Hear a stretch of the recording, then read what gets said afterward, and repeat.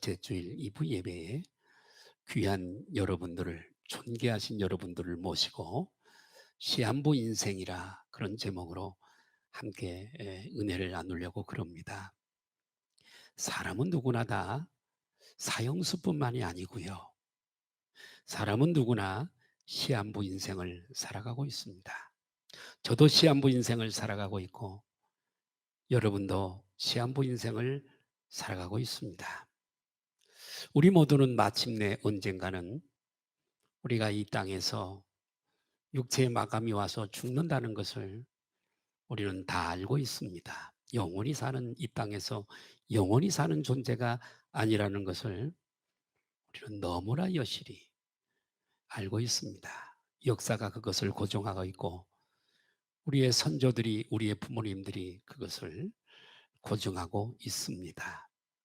단지 우리는 언제 죽을지 정확한 그 날짜와 그 시를 알지 못하는 것뿐이지, 비밀에 붙인 우리의 육체의 마감의 날을 살아가는 것뿐이지, 언젠가는 우리는 한번 이 땅에 육체가 죽도록 그렇게 되어져 있습니다. 왜 사람이 이렇게 죽어야 할까요? 육체를 가진 인간이라도 이 땅에서 좀 영원히 살 수는 없을 것일까요? 없는 것일까요? 왜 우리가 한 번 죽어야 되는, 늙고 병들고 그리고 죽어야만 하는 걸까요? 그 답변은 누구도 세상 사람은 알 수가 없습니다. 오직 생명을 지으신 우리 하나님과 그리고 말씀만이 우리들에게 답변을 줄 수 있는 줄로 믿습니다. 로마서 5장 12절에 보니까 이런 말씀이 있습니다. 그러므로 한 사람으로 말미암아 죄가 세상에 들어오고, 한 사람이 누구지요? 아담, 에덴 동산의 인간의 대표인 아담입니다. 한 사람이 하나님의 말씀에 불순종한 죄, 그것이 전가되어지고 계속 전가되어지는, 그러므로 이 죄라고 하는 것은 한 사람으로, 아담으로 말미암아 죄가 세상에 들어오고 그 죄로 말미암아 사망이 왔나니, 인간이 한번 죽는 것도 인간의 죄 때문이구나 하는 것을 우리는 알 수가 있습니다.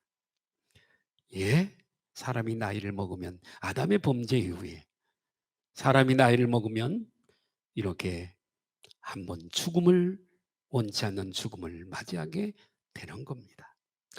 로마서 6장 23절을 보니까 이런 말씀이 또 있습니다. 또한 6장 23절입니다. 6장 23절. 23절.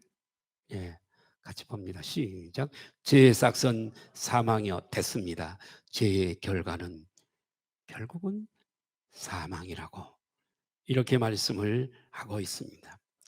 모든 사람이 한 사람 때문에, 대표성을 가진 한 사람 때문에, 모든 사람이 죄인이기 때문에 누구도 예외 없이 죄의 싹신 사망을 당하여야만 합니다. 이것은 모든 인류, 모든 인생들에게 공평한 겁니다. 네. 다만 언제 죽느냐가 우리 서로 다를 뿐입니다. 어떤 아이는 어머니 뱃속에서 죽는 아이가 있고요. 어떤 아이는 자라다가 조그만 어린아이 때 죽는 아이도 있습니다. 저는 가끔 공원묘지에 갈 수 있는 그런 기회가 있습니다. 가서 보면 애절한 엄마의 편지를 비석에 넣어서 비석을 세우는 엄마의 글이 있더라고요. 어린 자식을 먼저 보낸 엄마의 아픔을 담아 편지를 써서 비석에 넣어서 비석을 세우는, 그렇죠? 또 어떤 사람은 중년에 가는 사람도 있고요. 또 어떤 사람은 자연, 이 땅에 허락하신 자연 수명을 다 살고 육체를 마감하는 그런 사람도 있습니다. 젊어서 죽는 사람이 있고 늙어서 죽는 사람도 있습니다. 코로나로 죽는 사람이 있고요. 코로나 백신을 맞고 또 죽는 사람도 혹 있습니다. 독감 예방 주사를 맞고도 혹시 죽는 사람도 굉장히 상당히 많은 걸로 알고 있습니다. 작년과 올해 이 코로나 때문에 온 지구 돈이, 그래도 우리나라는 상당히 양호한 편입니다만 미국, 영국, 프랑스, 이탈리아, 브라질, 지금은 한참 인도가 지금 어마어마한 사람들이 죽어서 그 시체를 태울 장소가 없는 거예요. 그래서 이제는 더 나아가서는 길에서 시체를 태워야 된답니다. 예. 그래서 혹자는 얘기하더라고요. 전쟁에서 죽은 사람보다 코로나로 죽은 사람이 훨씬 많다. 혹자는 믿지 않는 사람도 이런 얘기합니다. 신이 있다면 이 땅에 너무나 인구가 많으니까 인구를 줄이는 방편으로 코로나를 준 것 같다. 이렇게 얘기하는 사람들도 있습니다. 뭐 꼭 그게 맞는 건 아닐 것입니다만은 어떻든 여러분 이렇게 많은 사람들이 작년 올해 지금도 죽어가고 있습니다. 사실은 우리가 살고 있는 발 디디고 살아가고 있는 이 지구가 안전한 곳이 못 됩니다. 우리가 장차 영원히 가서 소망하고 있는 천국은 안전한 곳입니다만 쉼이 있는 곳이고 영원한 안식이 있는 곳입니다만 우리가 살아가고 있는 이 지구는 대단히 위험한 곳입니다. 시시각각으로 수많은 사람들이 불치의 병에 걸려 죽기도 하고요. 예, 전쟁으로 죽어가기도 하고요. 쓰나미나 지진, 화산 폭발로 많은 사람이 지금 죽어가고 있기도 하고. 예, 이렇듯 많은 사람들이 죽어가고 있고 또 그런 사고가 아니라도 우리 모두는 언젠가는 한번 죽음을 맞이해야 하는 겁니다. 곧 우리는 시한부 인생을 살아가고 있는 존재들이라는 거죠.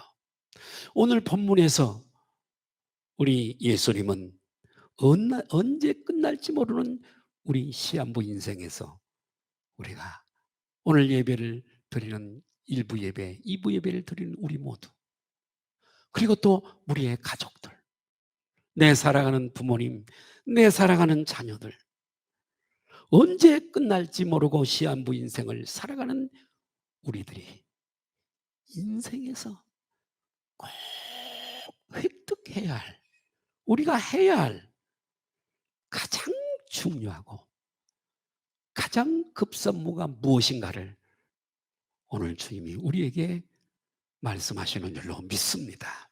오늘 귀를 기울이고 주님이 우리에게 말씀하시는 세미한 음성을 한번 들어보십시오. 저는 오늘 본문 말씀을 세 가지로 말씀을 드리면서 이 말씀에 도전이 되기를 바라고 미라여 준비 심하쇼.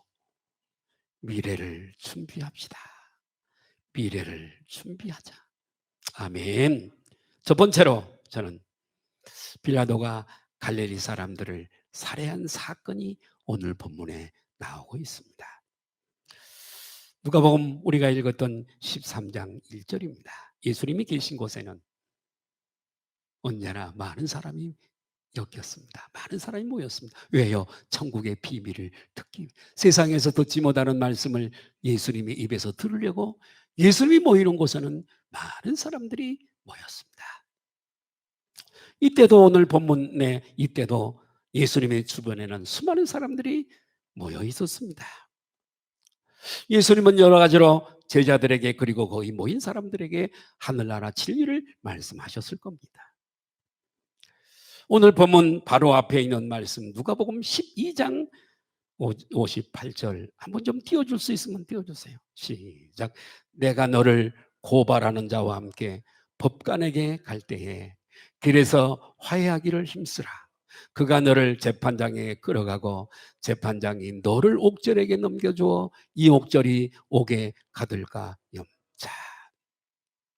재판 문제입니다. 예수님은 세상에 있는 이 재판정 판사에게 가서 당할 일 이런 것들 속에 우리 주님이 감추어준 메시지가 있습니다. 자, 세상 법정 이야기를 지금 하고 계십니다만은 이 말씀 속에는 하나님의 심판을 가르치고 있어요. 오늘 12장과 13장에는 하나님의 심판에 대해서 말씀하고 있거든요. 예. 무슨 말씀이죠? 재판정 앞에 서기 전에 먼저 서로 소송권을 서로 화해해. 예? 이렇게 말씀하시면서 무슨 말씀이죠? 예, 하나님의 심판을 말씀하고 있습니다. 우리 모두는 하나님의 심판대 앞에 설 자들입니다. 할렐루야. 예? 그렇기 때문에 하나님 앞에 심판대 앞에 서기 전에 미리 구비해야 될 것이 있다는 거죠. 예? 하나님의 심판을 말씀하고 있는 것입니다. 자, 무리 가운데 그때에 13장, 12장을 이어서 13장 1절로 넘어오면서 예수님이 말씀하실 때에 무리 가운데 두어 사람이 여러분 예수님께 와서 최근 예루살렘 성전에서 되어졌던 일들을 얘기하고 있습니다. 예수님께 그걸 알았죠? 그 내용은 뭐냐면 이 빌라도가 어떤 갈릴리 사람들의 피를 그들의 제물에 섞은 일입니다.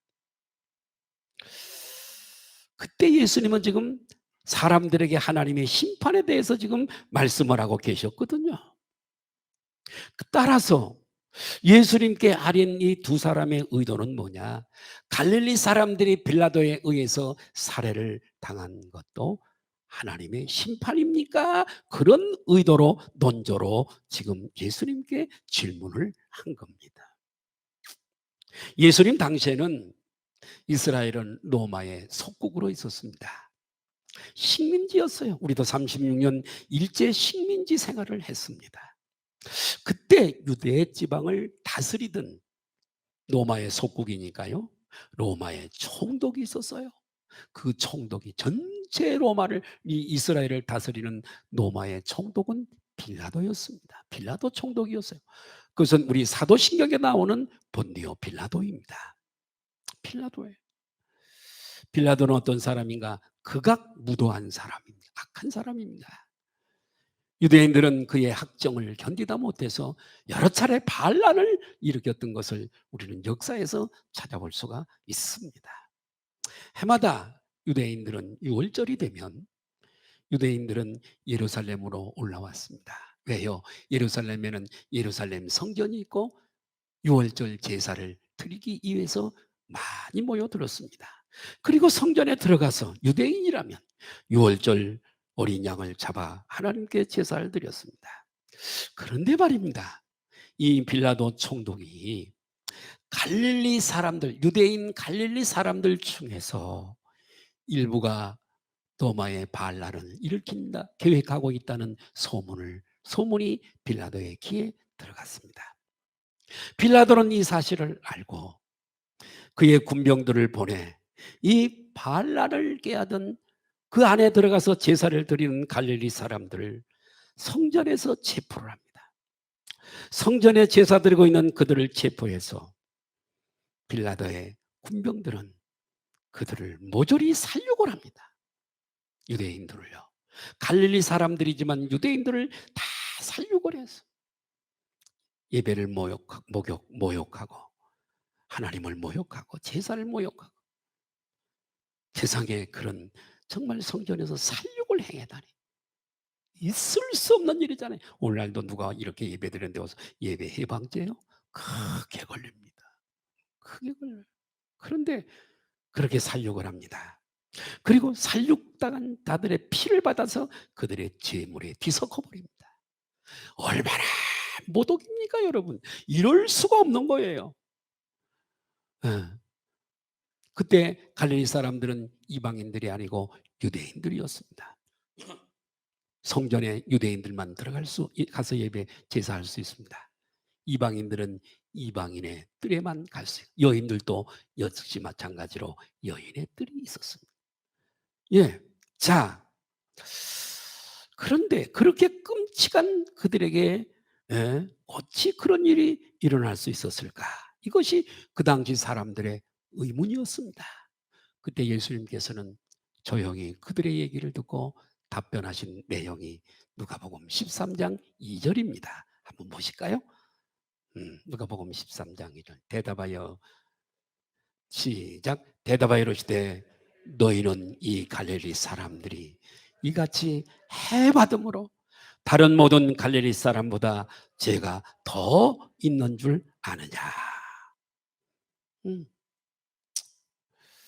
예수님의 이 대답에서 그 당시에 유대인들의 일방적으로 알고 있는 바를 이 예수님의 대답에서 그들의 사상을 유추해낼 수 있습니다. 사람이 해를 받는 것, 어려움을 당하고 사고를 당하고 죽임을 당하고 이렇게 해를 받는 것은 그 사람이 지은 죄 때문이라고 하는 거예요. 죄를 그런 죄를 받아서 그렇지. 그러면 아무리 없는 사람, 아무 일도 없는 사람은 죄가 없습니까? 이 같은 생각은 당시에 팽배해 있었습니다. 요한복음 9장에 보면 날 때부터 맹인으로 살아가는 한 사람이 있었습니다. 이 모습을 본 제자들이 예수님께 묻습니다. 예수님, 날 때부터 불쌍하게 맹인으로 태어났습니다. 이 죄가 이 사람의 죄입니까? 아버지의 죄입니까?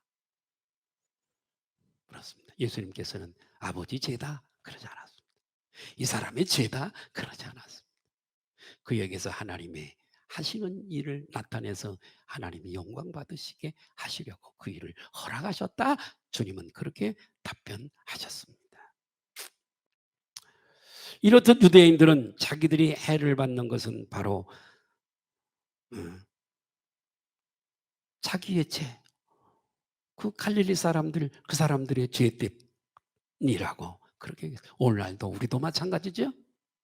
누가 어려움을 당하면 무슨 죄를 지었길래, 누가 어떤 병에 걸리면 뭔 죄를 얼마나 크게 지었. No, 그게 아닙니다. 그러면 아무 일이 아프고 건강한 당신은 죄가 없어요? 그렇지 않는 거예요. 음.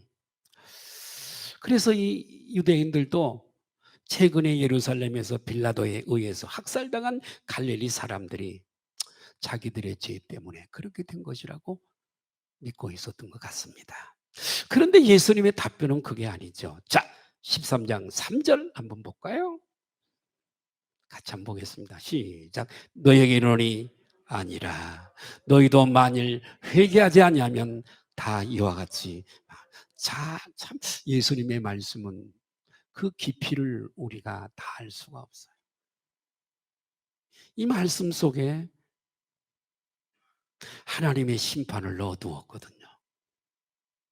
성경은 쉽게 이해하기 쉬운 데도 있지만 상당히 이 설교자가 설교해 주지 않으면 깨달을 수 없는 부분이 많이 있어요. 그래서 성경 교사가 필요한 겁니다.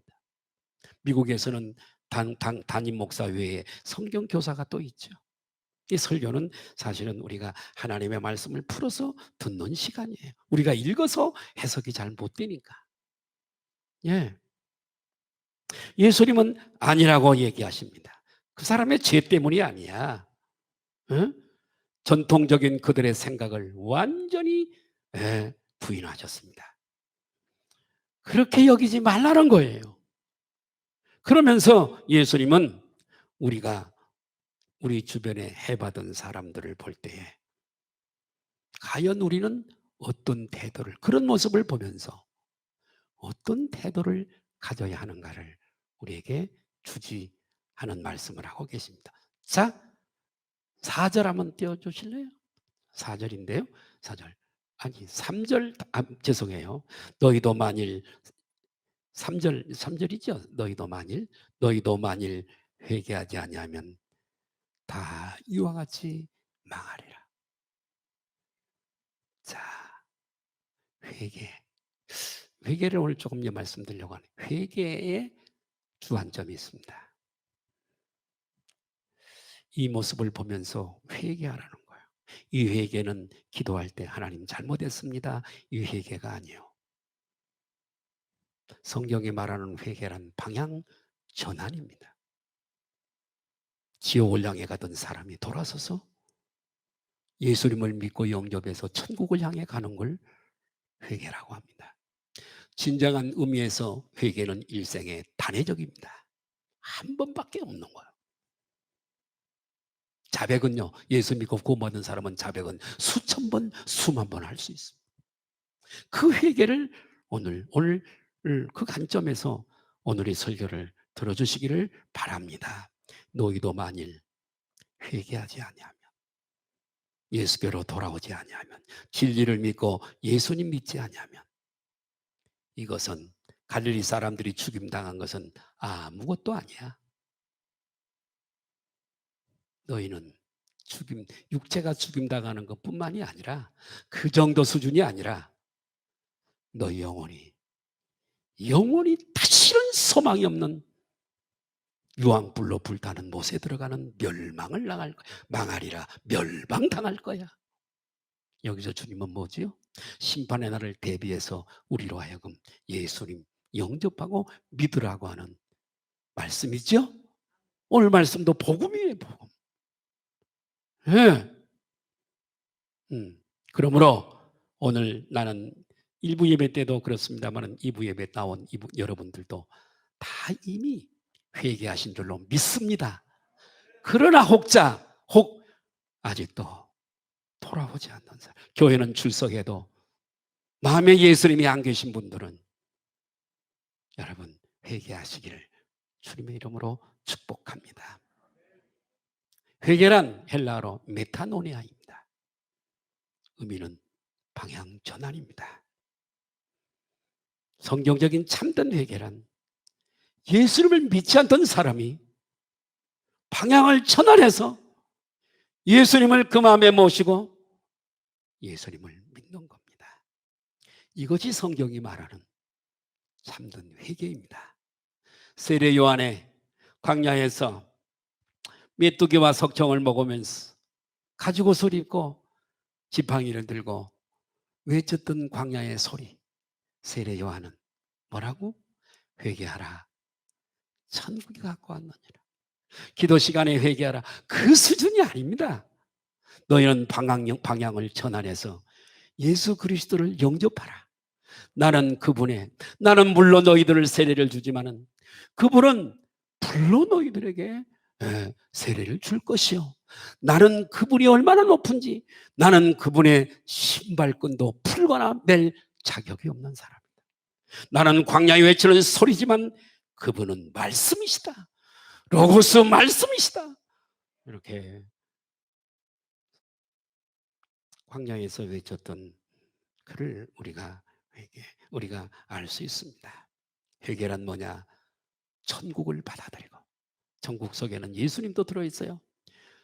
예수님과 하나님의 나라를 얻는 길이 회개인 줄 믿습니다.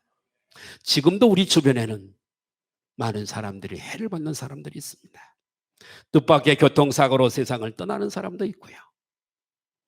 여러 가지로 병으로 몹쓸 병에 걸려서 고치지 못하다가 목숨을 잃은 사람도 있고요.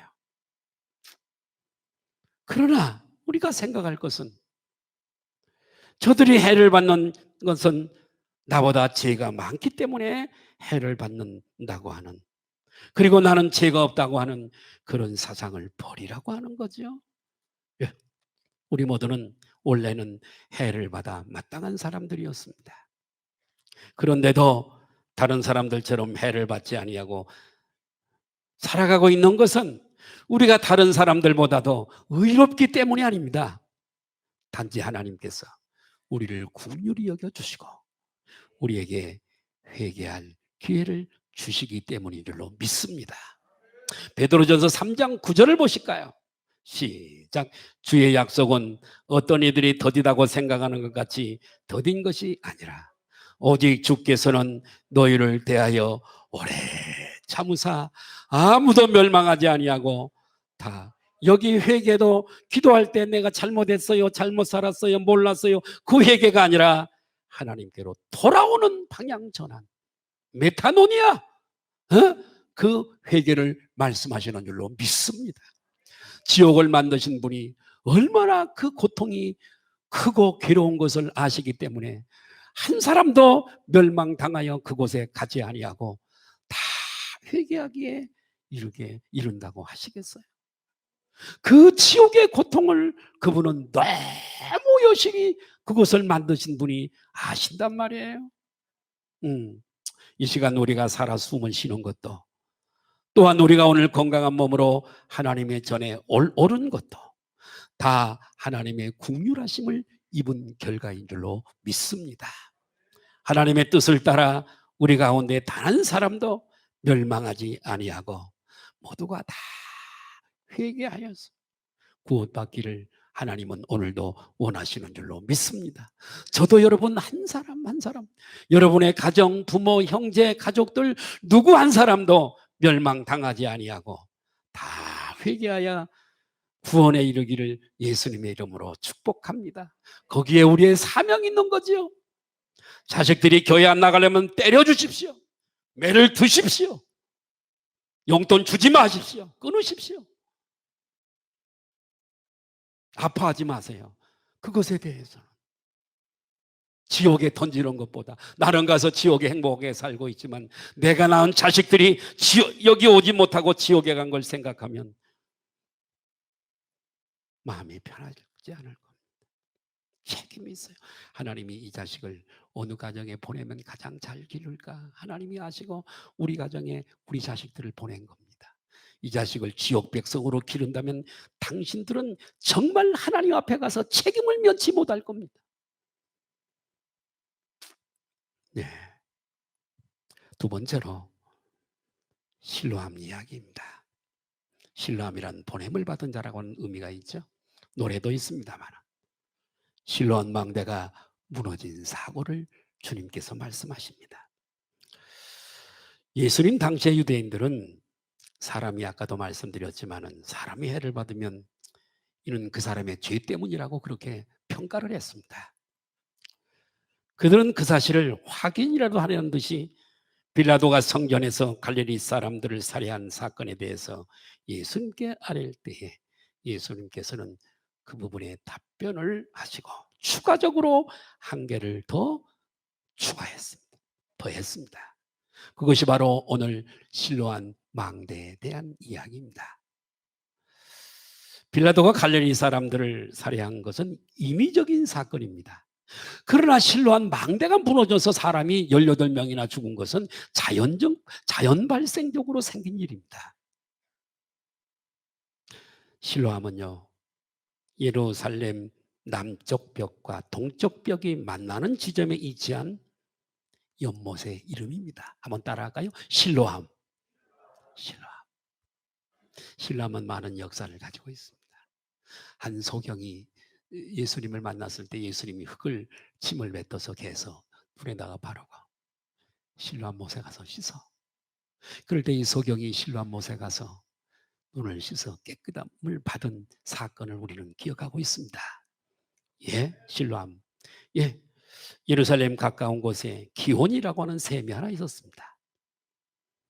자, 그 샘에서 정말 많은 물이, 맑은 물이 흘러나왔습니다. 많은 양. 제가 단에 갔더니 단에서도 그렇게 물이 많이 솟아나더라고요. 예.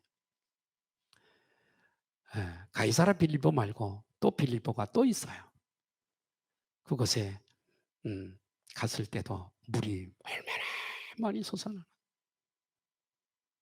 비가 자주 오지 않는 땅이고 가물은 땅이지만 그렇게 샘에 물이 솟아나는 곳들이 곳곳에 있더라고요. 그래서 갈릴리 호수를 이루거든요. 자, 그래서 이 기온샘에서 물이 풍부했는데 그 샘에서 나오는 물을 허비하지 아니하고 히스기야가 터널 지하를 팠습니다. 땅굴식으로. 그래서 그것을 예루살렘 성전으로 히스기야 터널을 통해 끌어들이는 거죠. 왜 그렇게 했느냐? 전쟁이 일어나서 삥삥 포위를 예루살렘 성을 하게 되면 왕래를 못 하잖아요. 사마리아 성처럼. 물을 가지고 들어올 방법이 없잖아요. 그렇기 때문에 전장을 대비해서 저 땅속 깊이 그 수로를 만들어서 예루살렘 성에서 연못을 만들어 놓고 그 물이 예루살렘 거민들의 식수원이 되어지는 거예요. 그 못의 이름이 무슨 못이라고요? 실로암. 오늘날도 수자원공사에서 수도국이 있는 곳에는 물을 다 정화하는 시설이 있죠. 그리고 흘려보내. 다 흘려보내. 팔당 댐에서 주로 다 끌고 오죠. 그리고 그 수원지를 지키는 사람들이 있습니다. 경비를 쓰죠. 왜? 이 수돗물에다 독을 담아 간첩들이 와서 여기다가 독을 한 가마니 풀어버리면 다 죽잖아요. 그렇기 때문에 그 수원지를 경비를 쓰는 거예요. 이 실로암도 마찬가지. 망대를 세워서 그것을 늘 지키고 있는 거예요. 예루살렘 성전이 이렇게 있으면 문이 여러 개 문이 있잖아요. 다 제목을 가지고 있어요. 고유의 사명이 있는 분들이에요. 시체가 죽으면 어느 문으로 들어 나가야 되고 아무데나 나가고 그럴 수가 없어요. 똥문이라고 하는 시체만 나가는 배설물만 내보내는 문이 또 있고요. 뿐만 아니라 곳곳에 망대가 세워서서 적군들이 침입해 오는가를 보쳐 쓰는 높은 망대가 있습니다. 이 실로암 못에도 망대가 세워져 있습니다. 그런데 그만 어느 날 이 망대가 무너지고 말았습니다.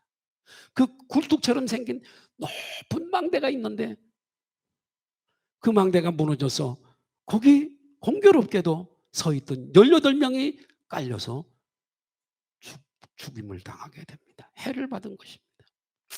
그때 일어난 사건으로 18명이 죽었는데 물론 그 사람들이 나쁜 일을 많이 해서 해를 받은 것이 아닙니다. 우연히 그 자리에 있었기 때문에 해를 받았을 뿐입니다.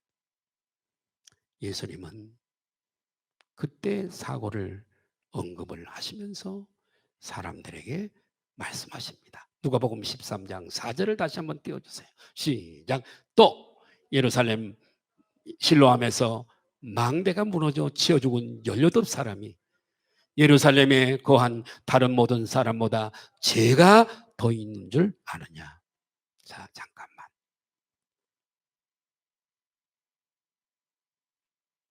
우리 하나님이 행하신 일은 아닙니다. 많은 부분에 사탄이 욥처럼 행할 때 허용하실 때가 있어요. 이 일은 하나님이 죽이신 게 아니에요. 허용하신 거예요. 주시고자 하는 리슨이 있기 때문에 그러는 거죠. 그래서 뭔가 다른 말씀을 살아있는 사람들에게 하시고자 하는 메시지가 있는 거예요. 예. 그래서 같은 유대인들이었지만 갈릴리 사람들은 여러분 시골이었기 때문에 갈릴리 사람들을 좀 무시하는 경향이 있었어요. 예루살렘 사람들이 같은 유대인이라도. 따라서 예루살렘 사람들은 갈릴리 사람들이 해를 받은 것은 있을 수 있는 일이라 여겼을지도 모릅니다. 예수님은 그들의 이 망대도 마찬가지. 예수님은 그들의 잘못된 생각을 깨우치기 위해 이번에는 예루살렘 사람들이 해를 받는 경우를 예를 들었어요. 예루살렘에 있는 사람들이 이 사람들 다 죄가 없어서 이 사람들이 죽은 줄 아느냐? 예루살렘 사람들도 해를 받을 수 있다는 거죠. 지금 예루살렘 사람들이 망대에 깔려 죽었으니까요. 그럼 예수님의 의도는 무엇일까요? 이 두 가지를 예를 들어 말씀하시면서 우리들에게 오늘 주시는 레슨이 뭘까요? 너희도 만일 이것을 일시적으로 일어난 목숨이 죽은 사건을 어프로치해서 우리 예수님은 영원한 심판에 영원한 형벌로 끌고 가시는 거예요. 자, 굉장히 차원이 높은 깊은 얘기인데 이해가 되셨으면 좋겠어요. 예, 예수님 너희가 만일 예수님을 믿고 하나님께로 돌아오지 아니하면 이보다 더 큰 일을 겪을 거야. 이렇게 말씀하시는 거예요. 회개하지 않으면 너희를 기다리는 영원한 멸망이 있을 거야. 아까 길 갈 때 싸울 다툴 일이 있으면 빨리 사과해. 서로 화해해. 그래야 재판장 앞에 안 서. 무슨 얘기죠? 너희가 머지않아 하나님 앞에 시한부 인생을 살아가는 너희가 하나님 앞에 설 때가 있어. 그때를 대비해서 누구를 믿으라고요? 예수님 믿어. 아멘 좀 해봐. 마스크를 써서 그런지 아멘 소리가 적어서 내가 신이 안 나. 솔직히 정말 설교자는 아멘 때문에 막 힘이 나서 설교를 하는데 마스크를 언제 벗는지 몰라. 2차 빨리 맞으세요. 그때는 마스크 벗어도 된다니까. 나는 1차만 맞았는데 아직. 예. 답답해서 내가 막 설교하기가 막 속에서 풀이 나. 너희도 회개하지 않으면 다 이와 같이 멸망받는다. 우리 주위에 그런 일을 보면서 내가 예수를 참말로 믿고 있는지, 미라의 준비 심하셔 미래를 준비하고 있는지 점검해야 된다는 거예요. 아이고 저 사람 죄가 많아서 죽었네. 그러지 말고 나를 향하라는 거예요. 믿으시면 아멘 하십시다.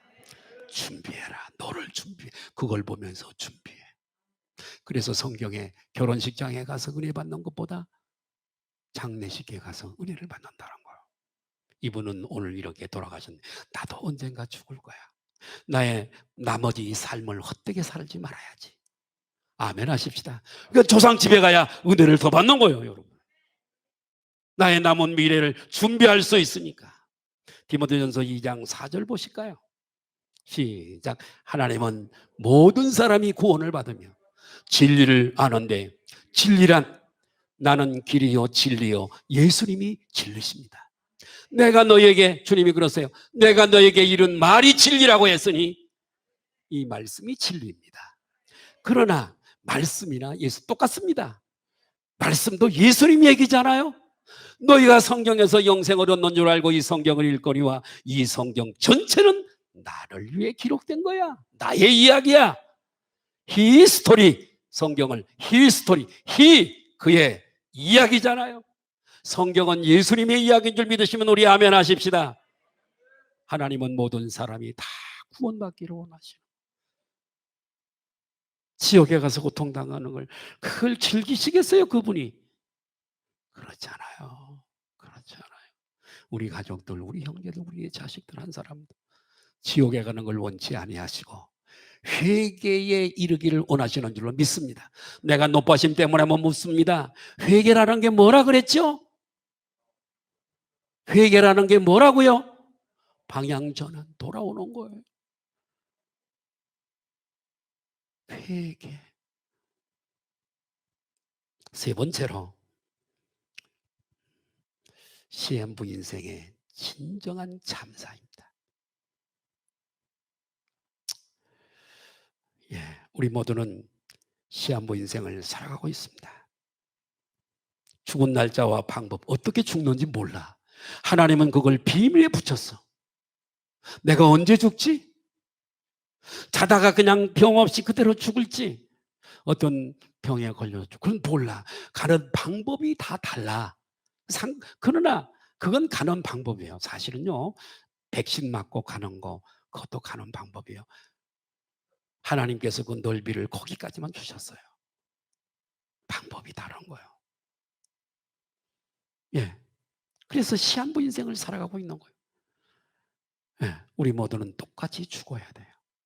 그렇다면 시한부 인생을 살아가는 우리들에게 있어서 가장 극도의 참사가 무엇일까요? 가장 극도의 참사는 빌라도에 의해 살해당하는 게 아닙니다. 저는 얼마 전에 유튜브에서 일본 놈들이 유튜브 우리 설교가 유튜브에다 일본 사람들이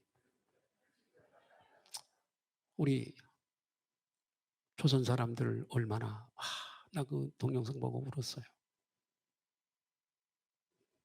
어느 한 날 일본 군인이 여자 하나를 데리고 와요. 붙잡아 체포야 붙잡아. 야, 이 여자를 농락을 다. 그에게는 아기가 하나 있었어요. 애가. 그래서 그 애를 안고 가는 곳마다 데리고 다니고 행진하는데 애가 운다고 그 애를 빼앗아서 군인이 낭떠러지로 던져버려요. 그 엄마가 얼마나 애달피 울면서 애기 떨어진 쪽으로 가서 낭떠러지에 떨어져서 죽고 말아요.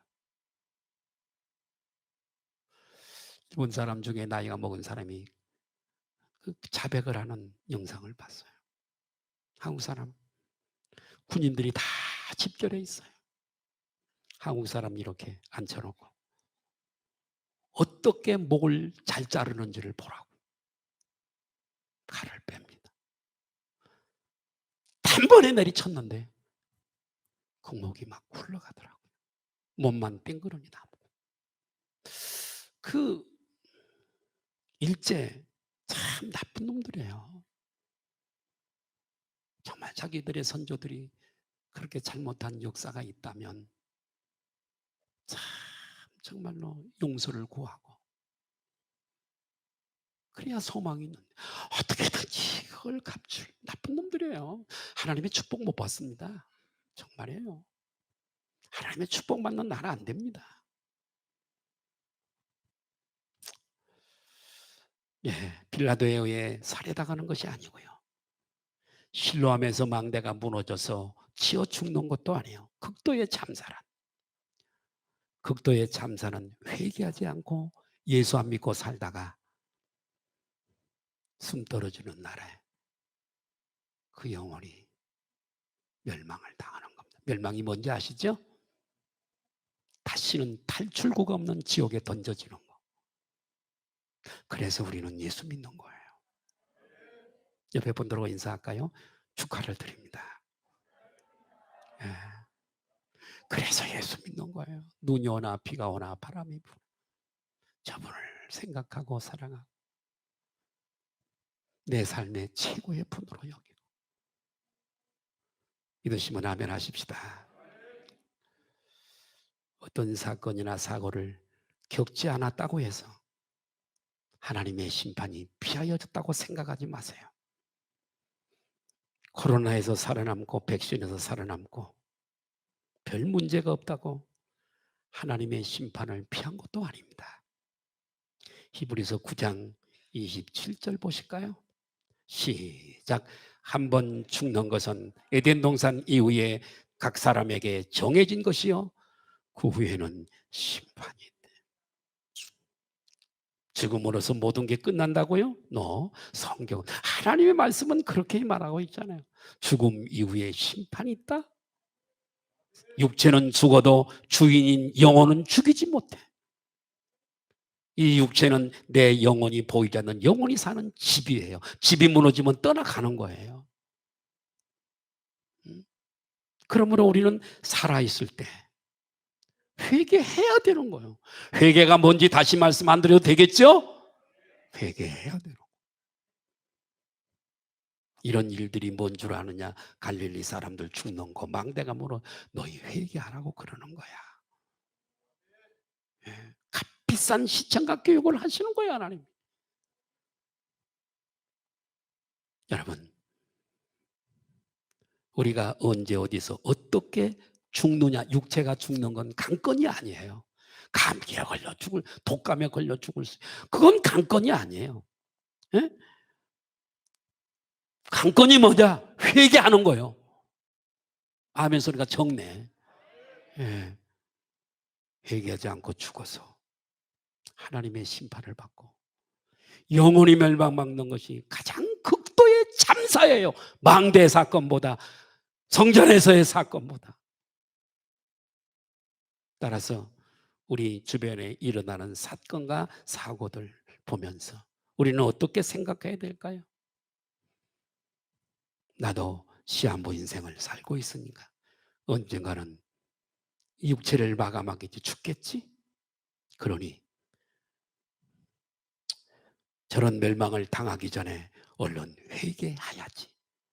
회개하지 않으면 나도 저렇게 멸망할 텐데 우리 이렇게 생각을 해야 될 줄로 믿습니다. 할렐루야.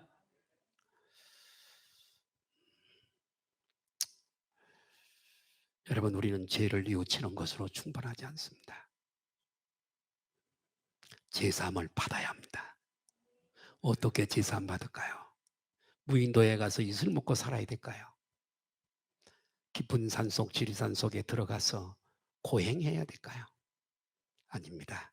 제사함을 받는 히케츠, 노하우, 비결은 예수를 믿는 겁니다. 왜요? 그분은 나를 대신해서 십자가에서 나 대신에 죄값을 받아주셨으니까요. 오늘 본문에서 예수님이 내리신 결론을 다시 한번 생각해 보십시다. 너희도 회개하지 아니하면 다 이같이 망하리라. 이 말씀의 깊은 영적 의미를 깨달았으면 아멘 하십시다. 심판의 날이 있으니 예수 믿으라는 복음이에요. 예? 이때 망하는 말씀은요, 육체 죽음을 얘기하는 게 아니에요. 지옥에 던져지는 걸 말씀하고 있어요. 망하지 않으려면 내가 죄인임을 깨달고 방향을 전환해야 됩니다. 삼수갑산을 가도 누가 뭐래 어떤 손해를 본다 할지라도 우리는 예수 믿어야 합니다. 예수 믿어야 됩니다. 이 길을 막는 자는 여러분 막을 수 없습니다. 거기에 방해받지 말아야 됩니다. 결론적으로 말씀드립니다. 이제 우리 주변에서 일어나고 있는 사건들과 사고들의 의미를 이해하셨습니까?